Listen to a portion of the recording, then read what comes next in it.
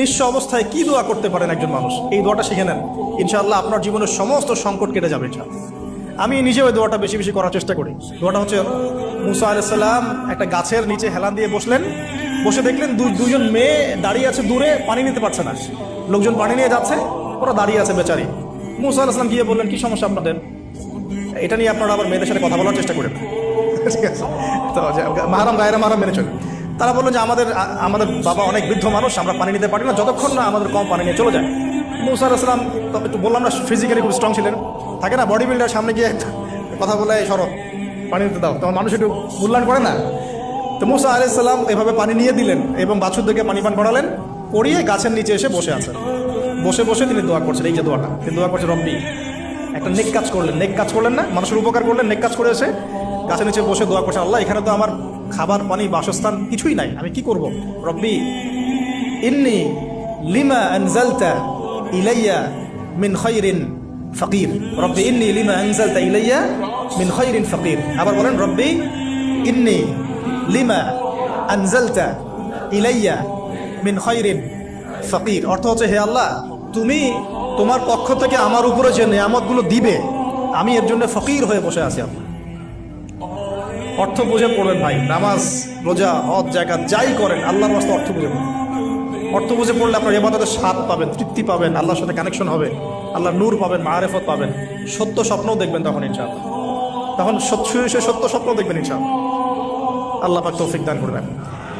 এবার আল্লাহ পাকের সাহায্য নেমে আসলো, ওই দুই মেয়ের মধ্যে একজন হেঁটে হেঁটে চলে আসে। এবার এই মেয়ের হাঁটা সম্পর্কেও কোরআন কথা বলেছে, সুবহানাল্লাহ। এই মেয়ে কিভাবে হেঁটে এসেছে এই হাঁটার বর্ণনাও কোরআন দিয়েছে। কোরআন বলেছে এই মেয়ে হেঁটে আসছে লাজুক পায়ে। এখন আপনি এই পুরো ওয়ার্ল্ডের মেয়েদের হাঁটা দেখেন, লজ্জা আছে? তাহলে মেয়েদের সাথে লজ্জা একটা গভীর সম্পর্ক আছে।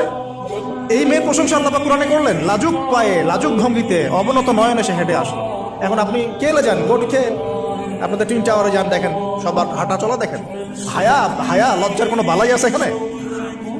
আমি গত লেকচারে বলেছিলাম যে আদম আলাইহিস সালাম এবং হাওয়া আলাইহিস সালাম, ইবলিস তাদের সাথে প্রথম যে আচরণ করেছে ওই ফল খাওয়ানোর পরে, সেটা কি? তাদের গা থেকে পোশাক খুলে পড়ে গেছে, মানে নগ্ন করে দিয়েছে আমাদের পিতামাতাকে, মহাবিশ্ব নগ্ন করে দিয়েছে কে? ইবলিস। তো এখন এই পৃথিবীতে আমরা যারা নগ্নতার চর্চা করছি, তার কার এজেন্ট আমরা বুঝতে বাকি আছে? আমার কথা কি বুঝতে পারছেন কিনা? এই কানেকশন মেলানোর চেষ্টা করেন, ডটসগুলো মেলানোর চেষ্টা করেন।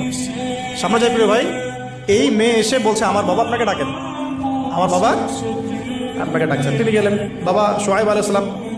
তখন এক বোন ইনডাইরেক্টলি বাবাকে বোঝাচ্ছে যে বিয়ে শাদী দিলে ভালো হয়। এক বোন বলছে যে আপনি তো তাকে পুরস্কৃত করতে চাচ্ছেন, তাহলে এরকম কবিউন আমিন, একজন মানুষকে সবচেয়ে ভালোভাবে পুরস্কৃত করা যায় তার যথাযোগ্য প্রতিদান দেওয়ার মধ্য দিয়ে। তো মেয়ের ইশারা বাবা বুঝেছেন, তিনি নিজের এক মেয়ের সাথে মুসা আলাইহিস সালাম বিয়ে দিলেন, সুবহানাল্লাহ। তবে শর্ত দিলেন, দেন মোহর কি? মোহর তো নাই। মোহর কি এবার? মোহর হচ্ছে 8 বছর তোমাকে আমার ফার্মে কাজ করতে হবে। এটা আগেকার একটা স্টাইল ছিল, সুন্নাহ। এটা এখন নাই যদিও, আগে এরকম ছিল যে দেনমোহর দেওয়ার জন্য এই একটা পদ্ধতি ছিল। যেমন ইয়াকুব আলাইহিস সালামের ক্ষেত্রেও এরকম 7 বছরের কথা আসছে, তিনি 7 বছর তার শ্বশুরের ফার্মে কাজ করেছেন। এটা নতুন ছিল না ওই সময়, এটা কমন ছিল। এবার 8 বছর পূর্ণ করা হলো, তিনি আরো 2 বছর 10 বছর পূর্ণ করলেন। এই 10 বছরে মুসা আলাইহিস সালাম নবী পরিবেশ পেলেন, অভিভাবক পেলেন, স্ত্রী পেলেন, প্রেমময়ী, সন্তান সন্ততি ইত্যাদি সবকিছু।